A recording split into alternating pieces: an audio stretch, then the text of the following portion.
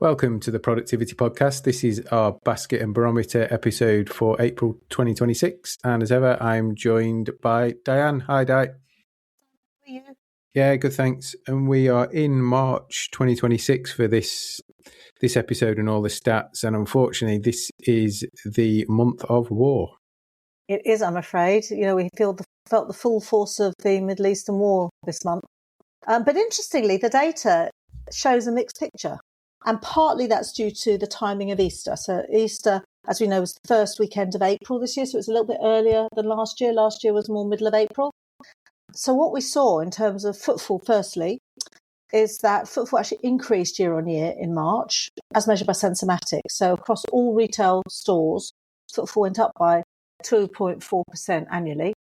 That sounds great, and it is quite positive, but it has to be put in the context of a low comparable in March 2025, which was a minus 5.4%. So there was a big drop in March last year. So subsequently, we have a slightly better increase this year, and it looks more positive. But having said that, it did bounce back partially, which is good news. Also, retail sales, as measured by the BRC, was also quite strong at 3.6% up on March 2025 versus 1.1% in March 2025 versus March 2024. Again, strong, but underlying that is where the spend came from. And virtually all of that increase was due to an increase in food sales, probably because of buying food ahead of Easter in March. So food sales were up 6.8%. So a nice chunky increase compared with just 1.6% increase in March last year when people probably bought their food in April. Non-food sales were up by just 0.9%. And actually, non-food in-store sales are up 1.4%. So not huge increases there, below the rate of inflation. So food was definitely the driver of sales increases. So some positive indicators there, but not on the non-food sides, I'm afraid. Looking more closely at the high street had a particularly challenging time during March. High street sales are measured by Beauclair. Sales were down by 8.2% annually, quite significant. And there are 5 sectors that account for over 80% of sales in town centres, and all of those 5 sectors had decreases in spend and quite significant decreases. So fashion, food and drink, general retail, grocery, and health and beauty. And actually food and drink, which is the largest proportion of sales in town centres now, around 25% of all sales in town centres are on food and drink. That declined by 11% from March 2025 to March 2026. And that follows on from a 5% drop in March 2025 compared with March 2024. So, we saw a big drop in food and drink, and that was probably people holding back on spending in anticipation of Easter in early April. So not particularly positive for our high streets. And is that because Easter tends to draw us into different destinations rather than high streets? High streets do fairly well at Easter. It's interesting, when you look at the pattern of spend across high streets annually, from week to week, there is always a peak on the last week of the month because people get paid and they go into high streets when they have their salary. What we've seen actually is usually in the intervening week, so the second and third week, we see a dip in spending, like a little U-shape. And actually last year, over April, we saw actually a little uplift from week to week in April. And it was the only month where we actually saw that little slight hump. Every other month you saw a U-shape. So I think people do go into high streets. But of course, in March, what they're doing is holding back on spending in March because they want that budget to be available to them for Easter. Yeah. So they will tend to say, well, we won't go out to eat, drink in March. We'll wait till, particularly as Easter was so early this year in April. Didn't have long to wait really, and they got paid, and then the next week was Easter. So that probably played into that a lot. People just said, no, let's be cautious, let's do it when Easter comes, and we've got a long weekend, to be fair. So the timing of Easter makes a big difference. What is always really helpful in understanding the pattern of spending is consumer confidence, because that's always about how people are feeling in regard to their spending. And GfK are our source for that. And what they do is they carry out a survey of consumers mid-month. So whilst we're talking about March's data, we actually have April's results. And over the past 3 months, there's been a continual drop in consumer confidence. So their index score, which is a combination of how people feel about their own personal financial situation and the wider economic situation, has dropped from minus 16 in January to minus 19 in February to minus 21 in March to minus 25 in April. So we are seeing that people are feeling less confident around and about spending money. And those drops have been in all aspects. So in both in the general economic situation, but also in people's personal financial situation over the next 12 months. And interestingly, for the first time since April last year, has that personal financial situation score been a negative. So in April, it was minus 4%, minus 4. March, it was 1, plus 1.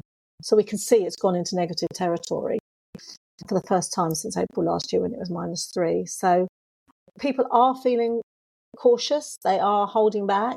They know, there's lots of talk in the media about increase in fuel prices, and that's flowing through to inflation. Inflation's gone up to 3.3%, largely because of costs that are associated with housing costs and fuel costs. So people are pulling back on spending inevitably.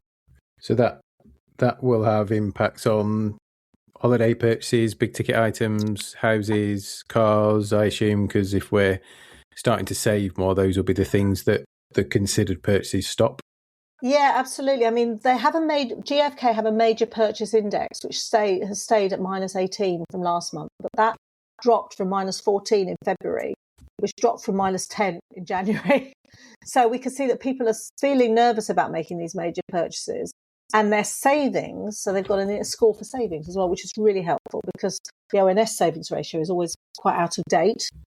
The savings score has gone up from 27 in March to 32 in April, and in February it was 21. So we can see that people actually have been saving more each month, and the more nervous they feel. So they've probably got the money, because we're seeing wage increases, still not as great as they were a year or so ago, but we're still seeing wage increases, but people are stashing it away rather than spending it. Yeah, and there was, I think, at the start of the year, the Bank of England said they expected to raise interest rates a couple of times this year, obviously dependent on inflation. So that kind of plays into that. And some people might be confused because halfway through this month, it was reported that unemployment had dropped. And we've been talking over the last 4 or 5 podcasts about how it's grown, how it's higher than ever, how that is it. I think it's 16 to 24-year-old age group are the biggest out of work since, I think it was almost the war or pre-war. Yeah. So can you explain how I suppose on the face of it, it looks like it's dropped, but really it's not? Yes, that is interesting. A really good point. So we had the latest unemployment results come through for the period from December to February, and that came in at 4.9% versus 5.1% for the period from November to January. So yes, you're right. It looks actually quite positive. It looks like it's dropped, but actually the reason it's dropped is because the level of inactivity, economic inactivity, has increased. So people are pulling out of the workforce, essentially. So there are fewer jobs, there are fewer people looking for jobs. So those people left have a greater chance of getting a job. But actually, it's fewer people are just choosing not to work and not to make themselves available for work. It was interesting because I read the stats like you, and I was thinking it'd be the older demographic, people retiring, thinking that's it. But actually, there was a big slug of students that have also decided they're not available for work as well now. Yes, I think they found it really tough to get a job. So they've just sort of given up, really, and they've withdrawn from the labour market, and focusing on other things like the travel or study or other things. So, the numbers at the surface level can be deceptive. So it's really important to start to, drill down a little bit and understand and unpack it and understand where those numbers are coming from. Because certainly, employers with fewer people in the marketplace, it's more difficult to fill the jobs if you've got fewer people going for them.